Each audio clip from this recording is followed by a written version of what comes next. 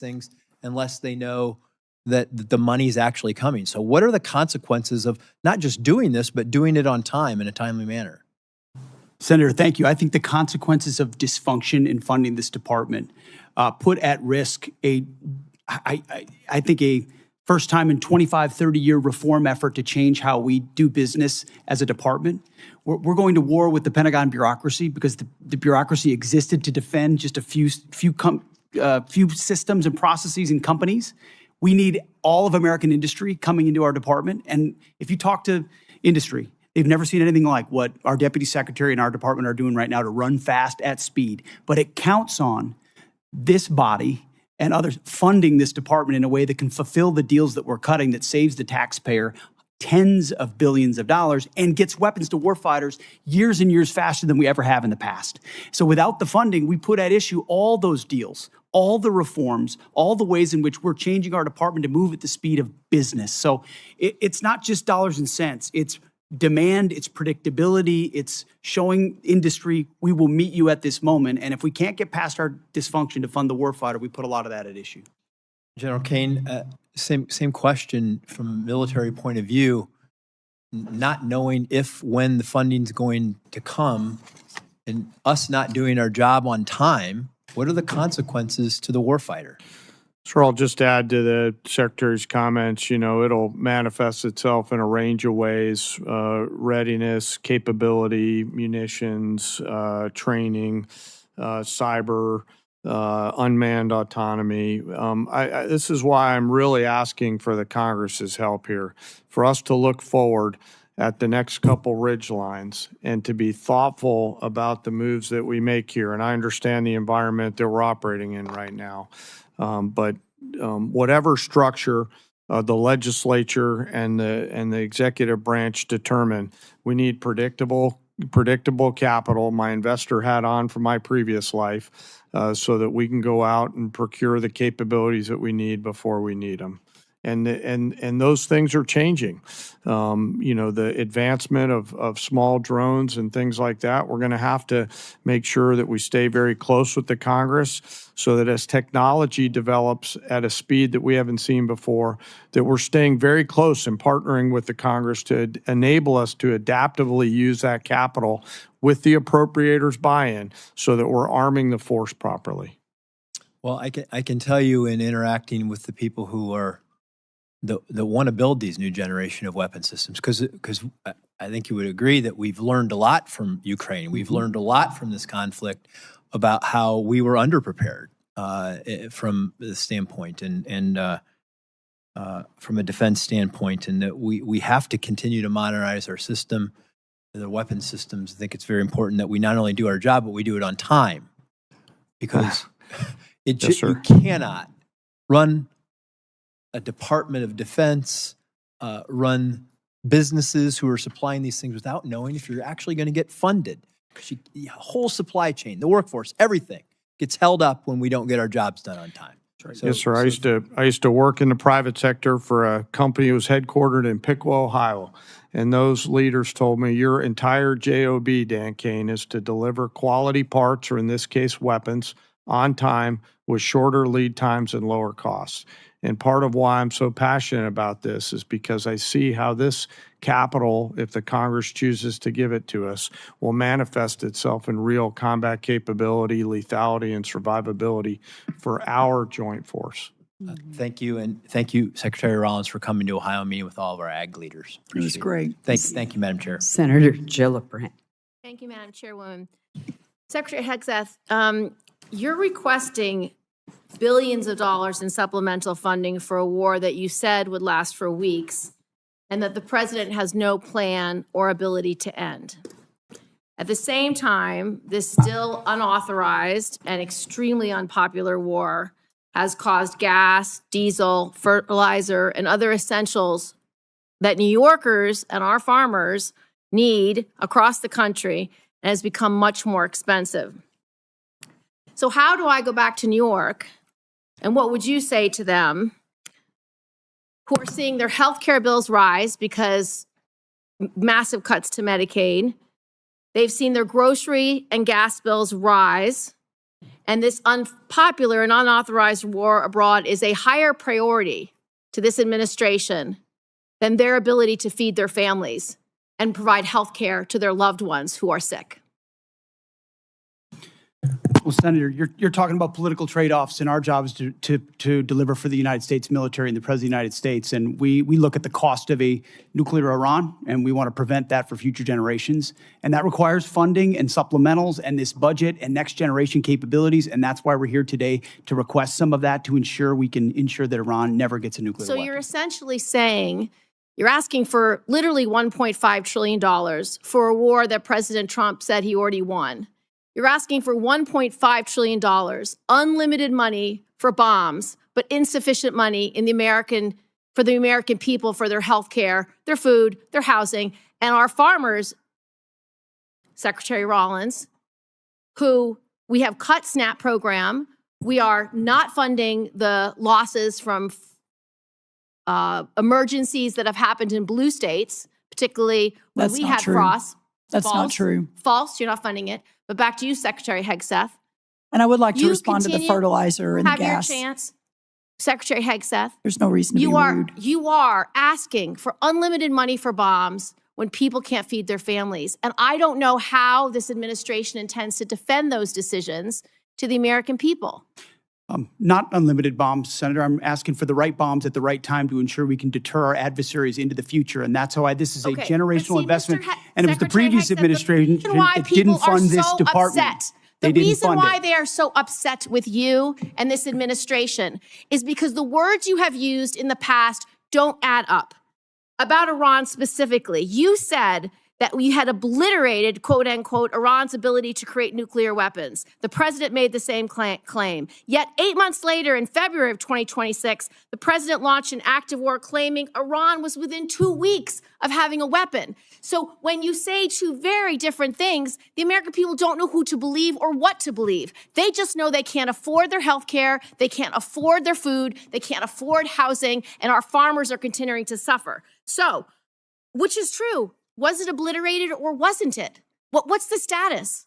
The nuclear sites under Midnight Hammer were obliterated, but Iranians foolishly continued to attempt to pursue nuclear capabilities, which is why we destroyed their defense industrial base and so many of the other capabilities to ensure they can't get to a nuclear weapon. So we're staying laser focused on the objective, and you're trying to make campaign commercials. No, we're not. And that's fine. So listen to this. You also say that you made the missile program, quote, destroyed and made combat ineffective, quote, Iran's entire ballistic missile production capacity. Every company that builds every component of those missiles has been functionally defeated and destroyed, and that the missile program, existing stockpiles were depleted and decimated, almost completely ineffective. So why are there missiles left to hit Jordan and result in the loss of life of our brave men and women? As we stated from the beginning, the Iranian defense industrial base is effectively gone. But they do have underground facilities because they're the world's leading state sponsor of terrorism, and they've spent 47 years trying to hide their missiles under mountains, just like their nuclear capabilities, because they would like to get a nuclear weapon to wield it against us. Of the war to believe, because it's either over or it's not over. It's within 2 weeks or it's not 2 weeks. We have no missiles or we have missiles, and that consternation is why so many New Yorkers are perplexed, stressed out, and find this war to be incredibly unpopular because they don't understand the choices that the president's making. They don't agree with those choices. Secretary Rollins, so you have cut over 160,000 New Yorkers have been kicked off SNAP. What do you have against hardworking New Yorkers, children who need SNAP, and seniors who need SNAP? Well, first of all, diesel is down under Biden versus today, 581 versus 480. Gas is down from Biden today from 484 to 386 today. Fertilizer is down 56% from Biden highs. Prices so this are narrative higher than when you took office. Well, all of those prices are higher than when you took office. So you're not that making is life not better true. for That New York is not farmers. true, Senator. And let me tell you what New York is stressed out about is the fact that your state is taking prime farmland and turning it into solar farms. That is absolutely inexcusable. For you to stand, I have visited the New York farmers two times in upstate New York. Has expired. Thank Senator you. Bozeman. Thank you, Madam Chair, very much. And thank all of you all for your service to our country and our national security. And I think it's easy for the public to understand how you, Mr. Hegseth, are, your contribution in the position you're in general, Caine, the position you're in, but some don't understand the position that our Secretary of Agriculture's in. I gave a presentation a couple of years ago when Senator Rubio was over here in the middle of it. I was talking about agriculture. He punched me and said, John, always tell them that food security is national security. Now Senator Cotton, who's head of the Intelligence Committee now, is taking his place. He's doing the same thing. So again, what we're talking about today is very, very important to our country. Right now, we're in a generational crisis. Our banks, our economists tell us that if we don't start doing things differently, and the good news is the administration is doing things differently, we're going to lose 25% of our farmers in the next 2 or 3 years. I visit almost daily with farmers about the difficult farm economy, wildfires, flooding, all the things we've talked about today. My only concern is that the supplemental is very much appreciated. After hearing the testimony today and the concerns, we might need to look at bumping that up a little bit. But again, we'll discuss that later. The supplemental, though, the supplemental assistance is important in keeping our farmers going, but it's not the answer. Will you just reiterate again what we're trying to do? We're trying to give farmers a bump, an edge to keep going until the programs that we're putting in place now kick in. You mentioned fertilizer, you mentioned E15, you mentioned value adding our products, both overseas, finding new markets. Can you talk a little bit about that, the importance of not only the supplemental, but again, what we're doing in conjunction with that so we won't have supplementals in the future? That's exactly right. The effort to bring the cost of inputs down is real. Fertilizer, seed, labor, interest rates, et cetera, number one. And if we can just get inputs back down to where they were in Trump 1, we're going to have a remarkable recovery in farm country. But then you add that to the 19 new trade deals, more coming online every day, the record-breaking exports that we're going to see in a lot of our row crops, but also in dairy and tree nuts and others. That's going to be a game changer. Then you look at expanding the domestic market, as you talk about, whether E15, obviously all of the biofuels. We've already seen corn and wheat hit record highs, or the highest number for the year, after announcing the new renewable fuel standard. So we're seeing some pretty incredible movement in the right direction. Then you marry that to all of your work under the Working Families Tax Cut Act, the new reference prices that under the last administration couldn't get a farm bill. You all did that with the president's leadership. The first time we're going to increase reference prices in more than a decade, combined with a $250 billion investment in rural America, the largest investment in rural America in American history. This Congress did that with the White House's leadership. All of that together is going to change the trajectory for the long term of farming and ranching in America. But to get to that point, that's why this supplemental is so very, very important. Madam Secretary, I have a letter from Farm Bureau that I want to put into the record that just outlines requesting relief to sustain America's farmers and ranchers. Secretary Hegseth, General Caine, one of the things that we're concerned about is that in the military construction aspect of things, we're really not asking for that in the supplemental. I know that the success of Operation Epic Fury, particularly for our missile interceptors and short-range aircraft, really basing was a large part of that. Can you tell us how we can help you, again, try and plus up our military construction in some way so that we're not going to be faced with this in the future, trying to double up?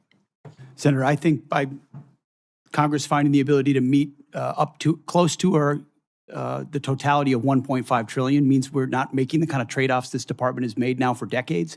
Those are the types of things, construction, maintenance, that fall off when trade-offs occur. And so you dig the hole even deeper. And what this budget does, first of all, it fully funds the upper list, which is the unfunded priority list of PACOM, a priority theater, and then it gets at every single substandard barrack that we have across the department. So we're funding the military construction in a way that we've never done before to get out of the hole that we've had for a while. Very good. Thank you, Madam Chair. Thank you, Senator Bozeman. To the very patient Senator Baldwin. Thank you, Madam Chair and Madam Vice Chair. And thank you for appearing before our committee today. To many I represent and to me, this supplemental request is another example of this administration's misplaced priorities. Instead of spending tens of billions of dollars more for this president's war of choice in Iran, that both houses of Congress, I may add, have voted to end absent explicit authorization by Congress, we should be focusing on the needs of American families. We could invest this money to accelerate new cures and treatments for cancer and Alzheimer's. We could use it to help more families with rising home energy costs. We could use this funding to help more families afford quality childcare. We could use this funding to help more kids get free school lunch. We could use this funding to restore health care for working families. We could use this funding to support our public schools and special education. This is a war of choice, and every dollar spent on this war is a dollar not spent helping families afford housing, health care, groceries, childcare at home, investing in the opportunities for the American people. First, I want to express my condolences and my respect for the 17 American service members killed in this war since February, including 3 over the past few days. Their lives are the price this country has paid for this war. The deadliest day for U.S. forces was on March 1st, when an Iranian drone struck an army facility at Port Shuaibah, Kuwait, killing 6 soldiers and injuring more than 30 others, including soldiers from Wisconsin.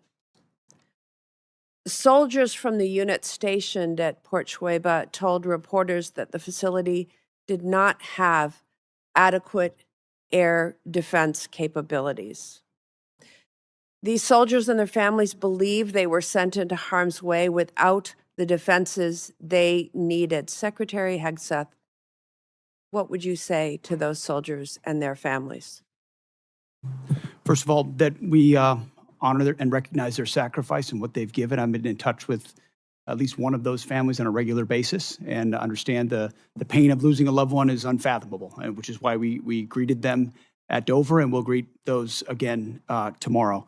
I would say in talking to Admiral Cooper, the CENTCOM commander, before all of this was undertaken, maximizing defensive capabilities, mostly by moving as many people as possible off the X, which we did in historic fashion, moving almost 90% of Americans in theaters off of where they could be a target, first of all. So bunkers that they would move into, early warning. On Fort Shuaibah. And I will quote from the Washington Post article of July 12th. Shuaibah, this is a quote, Shuaibah did not have any of the systems that would take down the one-way attack Shahed drones, and initial security assessments found that the base was not adequately protected, end quote. Soldiers at Port Shuaibah have also been quoted in news reports saying that requests for additional medical and drone defense systems were denied prior to the conflict with Iran beginning. Why were those requests denied, Secretary Hegseth? I would confer with Admiral Cooper, but it's not a single drone or defense request denied at any level that I'm aware of. We did everything we could to move heaven and earth in every single location to protect every single American we possibly could. An article from July 12th, Washington Post also quoted a soldier saying that the unit's request for an Eagles drone defense system was denied because of lack of assets. That's an end quote. U.S. Army Central has conducted an investigation into that attack. Do you commit to releasing the findings of that investigation publicly, yes or no? We'll get you the status of that. I would argue if it was a resource constraint, that's precisely why we're having this hearing today, to speed up systems to the battlefield, to warfighters as fast as humanly possible. It's been too slow in the past. It needs to be faster. The Commit to reforms we're releasing undertaking the will do findings that. of that investigation publicly, yes or no? I will work with Admiral Cooper to make sure it's handled properly. Yes, Senator. Thank you. Secretary Hegseth, I traveled to Walter Reed Military Hospital and met with soldiers who were injured in that attack. What they told me confirmed what other soldiers have said publicly, that most of these soldiers injured in the attack did not receive proper medical care in Kuwait, in Germany, or during their initial days back in the U.S. The U.S. military has been fighting wars in the Middle East for 25 years. Why was proper medical care not immediately available to these injured soldiers, and why were they not immediately screened for traumatic brain injuries? I'm not taking issue with the characterization of individual soldiers, but I would argue that every effort was made to provide every level of medical care possible, understanding how CENTCOM The operates. senator's time has expired, and there is a vote on Senator Capito. Thank you, Madam Chair. Thank you all for being here. Thank you for your service. I want to begin because the last time that I saw you, Secretary Hegseth and General Caine, was at the Pentagon when you honored Andrew Wolf, who was attacked here in D.C. in November, and then the honor that you have given to Sarah Beckstrom and her family, who lost her life that day as well. I know that you've been in constant contact with Andrew and his family, and you also know that the great faith that they have in the Lord above is what's really brought them to the point where they are now. So let's keep them all in his prayer. I am interested in Senator Baldwin's question because I do have a soldier from West Virginia who is making a very similar complaint. So whatever follow-up we can do, I would like to do that. I'd also like to recognize the three most recent service member that we lost, because we talk about them as service members and soldiers, but I haven't heard them say their name, and they're so young. First Lieutenant Tyler James Freehan, Private Isabella Gonzalez, and Sergeant Michael Swinton. You will be, greeting their families and unfortunately their caskets as they come forward tomorrow.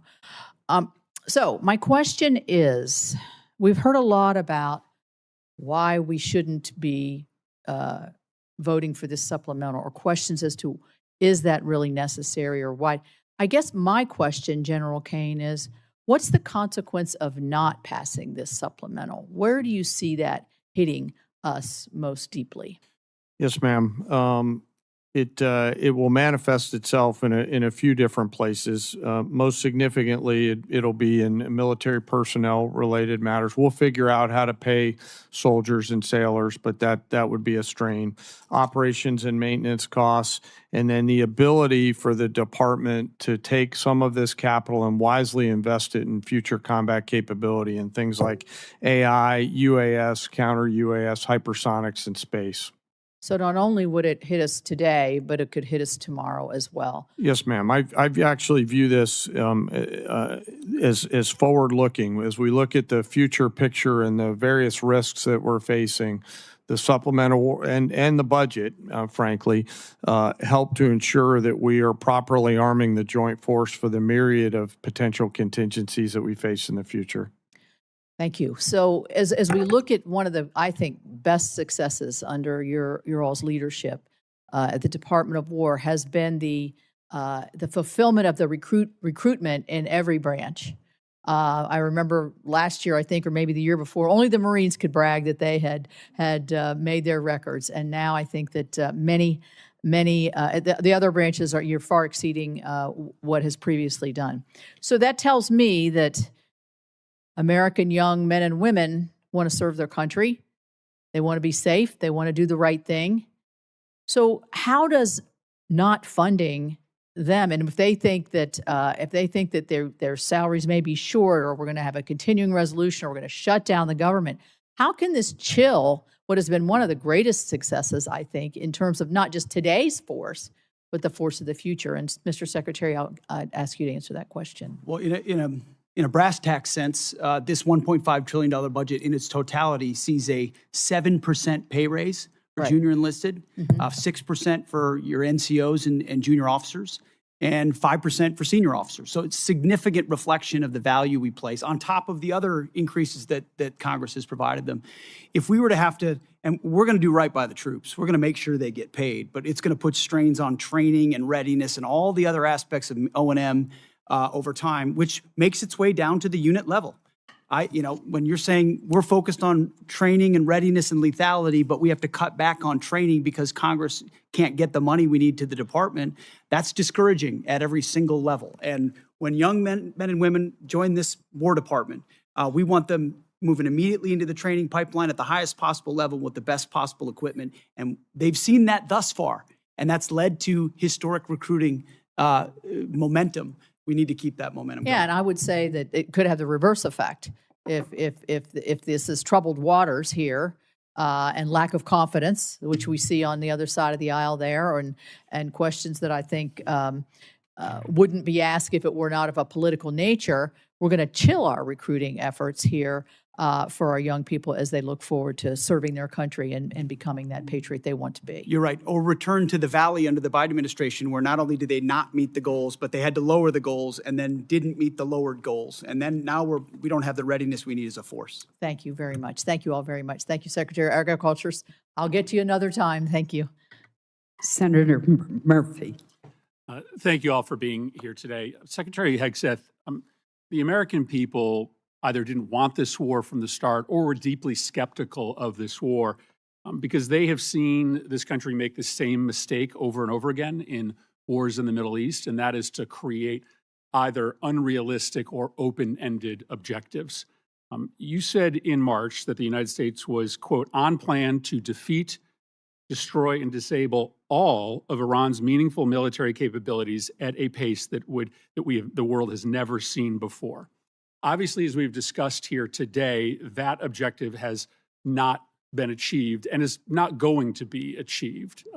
Iran is more adept than even at the start of the war at hiding their capabilities or repairing after damage we have done. There's an open report that when it comes to their missile sites along the Strait of Hormuz, 30 of 33 are still operational. I wouldn't believe all the open reports, Senator. But I've also heard you say in this hearing that the objectives now seem to be more limited than they were at the outset of the war, that this is about reopening the strait and this is about dismantling their nuclear capability. And the president, of course, has said himself that he thinks Iran has a right to a missile program. So my question is pretty simple. Is it correct that it is no longer a war objective to destroy all of their military capacities? This is what the president has said. Have our goals been simplified to reopening the strait and to getting into a negotiation over a nuclear program? Now, I don't think you have a realistic plan to do either of those things, but I think it's important for us to know what we're funding. Are the objectives much more limited today than they were when you made that statement in March? So I think the objectives have been consistent and clear from the beginning. And I would contrast it to North Korea, where a conventional buildup was used to hide a nuclear capability that eventually evolved to a point where it couldn't be contested. And what Iran continued to do, even after Midnight Hammer, was try to build that conventional capability to dare anyone to stop them from pursuing nuclear weapons. So getting after their conventional capabilities, missile launchers, defense industrial base, their Navy, was all part of it, ensuring they can't blackmail us into pursuing a nuclear capability. Laser focused on Iran will never have a nuclear capability. That's the promise the president has made and that he will keep in every way. I think it's important. So it is still a war objective, either through military action or through a diplomatic agreement, to destroy and disable all of Iran's meaningful military capacities, including their missile program. As far as all, when we talked about that from the podium at the outset of this, we were talking about their defense industrial base. And if you look at the metrics of their ability to make more, that it's been overwhelmingly destroyed. Not everything, but overwhelmingly. Now, do they have missiles in underground bunkers because they're a terror state? Sure they do, and we've acknowledged that from the beginning. Yeah, but their capacity is less today than it's ever been They as a nation. obviously have significant capacity to effectively disrupt the entirety of the Middle East and oil flows out of the Middle East, and that's not going to change. Let me ask you one more question. This is a request for supplemental funding because you don't have the funding in your base budget to do what you need to do, which makes questions about the base budget relevant. There's been a lot of attention, Mr. Secretary, on the modernization of a luxury jet that was gifted to the president by the government of Qatar. Reports suggest that maybe as much as $1 billion in your base funding, an extraordinary amount of money, has been used for an upgrade, and the plane is back in the shop for a second upgrade. As far as I can tell, never before has an administration not made public the amount of money for an upgrade or a construction contract on a presidential airplane. Obviously, we don't need or want disclose the details of that upgrade, but never before have you withheld from Congress and the public the total amount of money. I think there are two really important questions here. One, will you make public the amount of money that you are spending to upgrade this plane? And two, can you commit to this Congress and this committee that the president isn't going to take this plane with him when he leaves office? The only thing more insulting to the taxpayers of spending money on a jet they don't need would be for the president to take it with him, to take it out of our military inventory when he leaves office. So the Air Force has done an incredible job making that a capable jet that ultimately, but its capabilities and investment are classified and shouldn't be talked about in That's public not what I'm setting, asking. considering Will the you make security of the amount President of the United money? Will you States. disclose the amount of money publicly? I would imagine as part of the regular budget process, that's something that we would look at. And will you commit that the president will not take But you have this to look jet? at the classification level of certain things that are not devolved for reasons of national security. Will you commit that the president will not take this jet with him out of federal inventory when he leaves office? That's not a decision for necessarily me to make, and ultimately we're grateful to have it in the fleet for the Air Force to protect the President of the United States. That's a deeply Senator unsatisfactory Peters. answer to the American public. Senator Peters. Thank you, Mr. Chairman. Folks, welcome to the hearing today. I apologize. Is Senator Ossoff still here? Oh. I'm sorry. I went out of order. Senator Ossoff. I'll yield my time to Senator Ossoff. Thank you. Thank you, Madam Chair, and thank you all for your testimony. And General Caine, let me just begin by expressing on behalf of all Georgians our immense gratitude and admiration for the service members who are making tremendous sacrifices and conducting themselves with extraordinary selflessness and professionalism on behalf of the United States and our state's unified condolences and grief for the families of the 4 killed in action and our hope for a swift recovery for the nearly 100 wounded over the last 2 weeks. And thank you to you for your service to the nation. Mr. Hegseth, you're requesting roughly $68 billion for the department through this supplemental, correct? 67, yes. And yesterday, your department stated publicly, quote, U.S. forces struck Iranian military command centers, maritime capabilities, missile and drone launch sites, and air defense systems to degrade Iran's ability to continue attacking commercial vessels. That was a press release from your department. Is that a broadly accurate characterization of ongoing operations? That sounds broadly accurate, yes. On day 14 of this conflict, Mr. Secretary, day 14, nearly 5 months ago, you stated that Iran's military had been, quote, destroyed and, quote, made combat ineffective. That was on day 14 of the war. Was that an accurate statement? They didn't have a Navy any longer. It was completely sunk. Their missiles were buried underneath a lot of their underground facilities, and their defense industrial base has been almost completely destroyed. So as far as a military assessment of Iran's capabilities, it didn't mean by any stretch of the imagination absolute zero, but their capabilities Mr. Secretary, at the lowest level you they've been in stated a very that long time. on day 14 of this conflict, in the second week of the conflict, you stated that Iran's military had been, quote, destroyed and, quote, made combat ineffective. Was that an accurate statement? Yes or no? Iran's ability to challenge the United States of America at the level at which we're capable of. That's not what was I asked you, Mr. Secretary. You said on day 14, Iran's military had been, quote, destroyed and, quote, made combat ineffective. Yes or no, was that an accurate statement? What the American military has Will you done answer to the the question? Iranian military is a historic military Will you defeat, answer the and they're question under ineffective oath? in that context. 3 weeks later, you declared victory. That was now nearly 4 months ago. 3 weeks after you'd already said Iran's military was destroyed and combat ineffective, you said, quote, Operation Epic Fury was a historic and overwhelming victory. You said Iran's military had been rendered, quote, combat ineffective for years to come.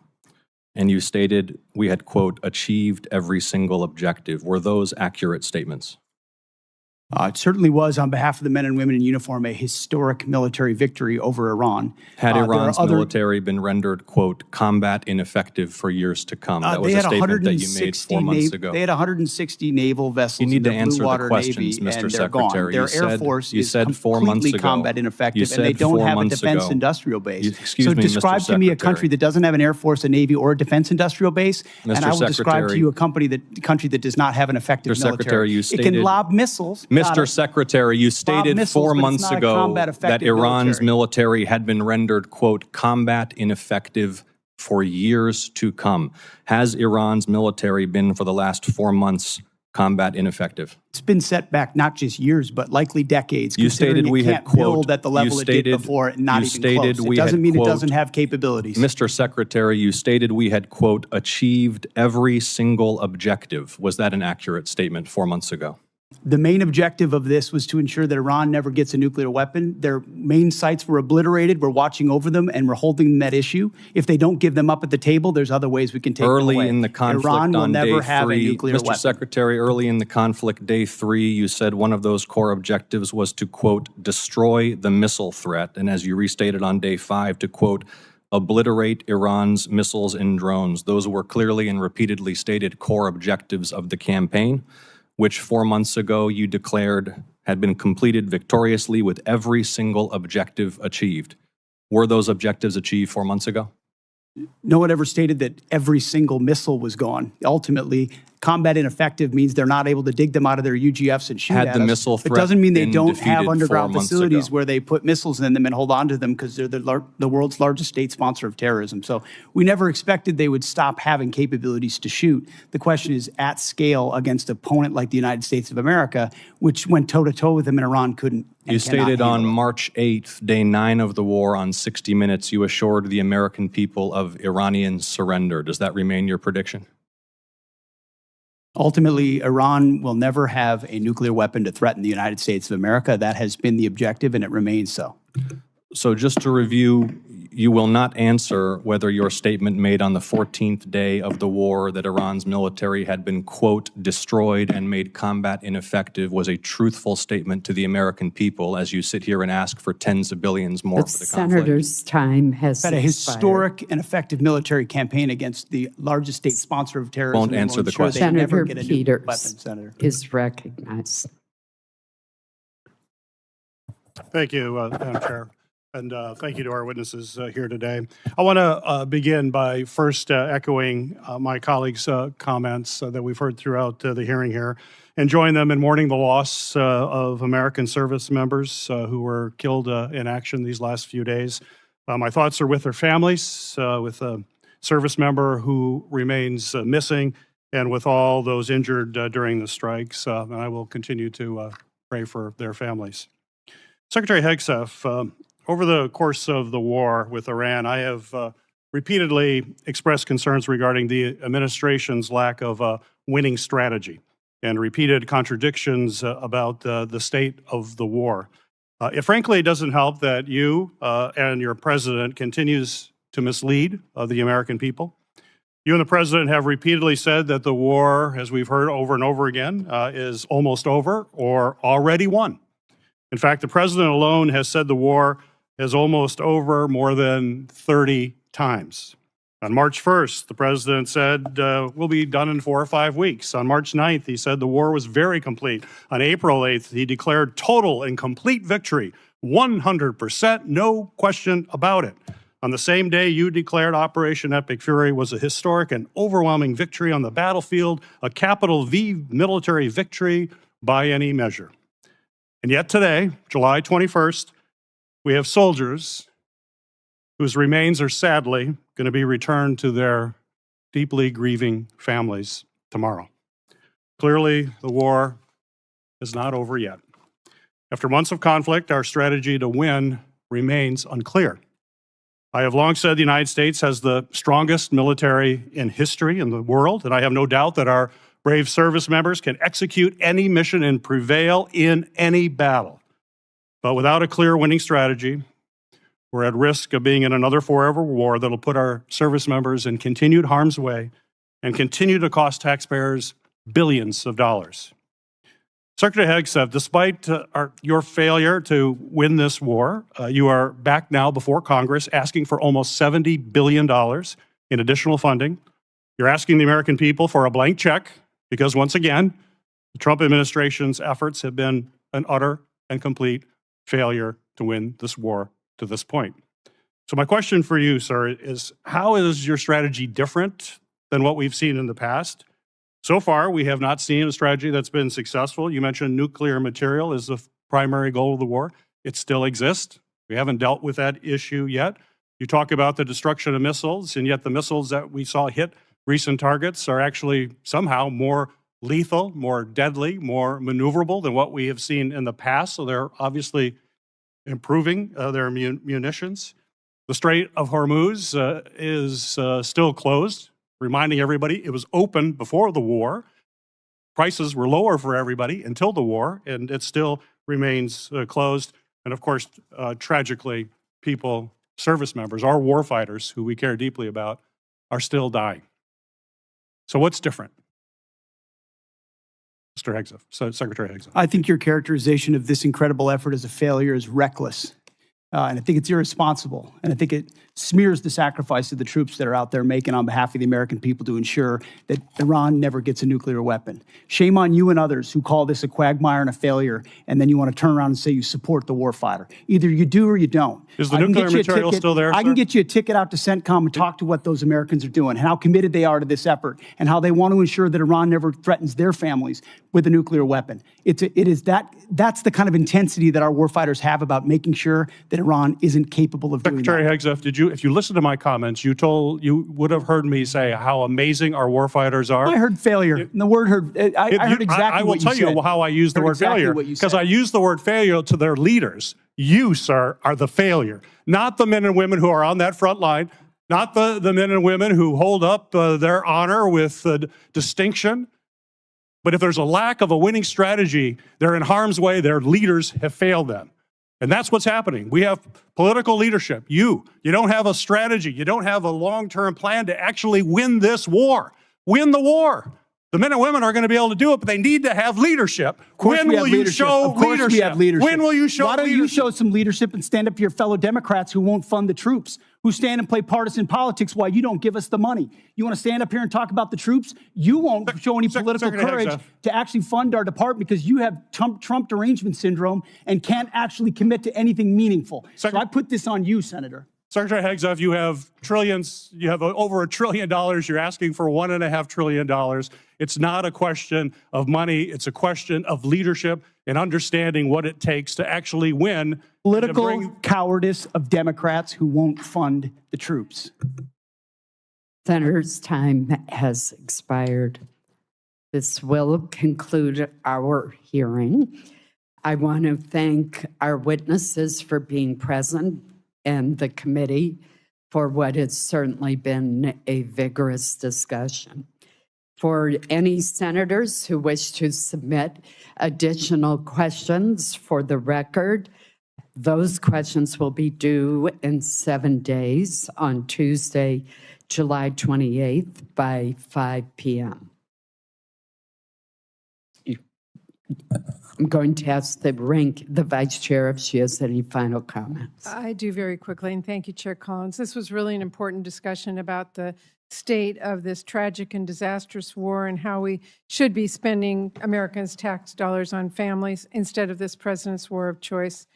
Unfortunately, this hearing has done exceptionally little to justify the president's request or to instill confidence that this administration has an exit plan or a strategy to end the war. This war has cost us a lot. The last thing we should be doing is rubber stamping another $70 billion to help Trump keep it going. Thank you, Madam Chair. Well, Vice Chair Murray, I'm compelled to respond to your comments by pointing out that it is the duty of this committee to have a hearing when we have this kind of supplemental request. And so I do appreciate I think the that hearing. your comments was not appropriate. This hearing is now adjourned. Thank you.